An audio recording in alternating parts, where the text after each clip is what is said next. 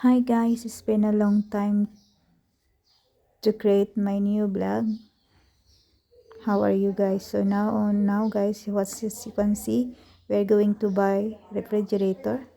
And this one guys, I really like this one. This is LG and its capacity is 618 liter. So you can put too many things in there. And there is second option, big one. So if you have a big kitchen, this is good. That one, see, nice, but I like the first one.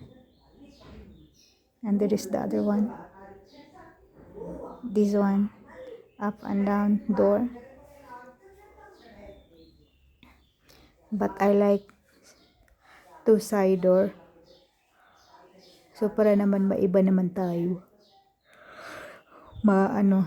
sabay sa uso. Ayan, ito yung pang last, yung maliit. Ayan yung maliit, 428 liter. Bagay sa maliit na kitchen. Ayan. Siya, buksan natin. Ito yung ang tawag nga yan, freezer. Tapos yung isa, cellar. Yan. Bongga, no? Maganda din. Thank you for watching.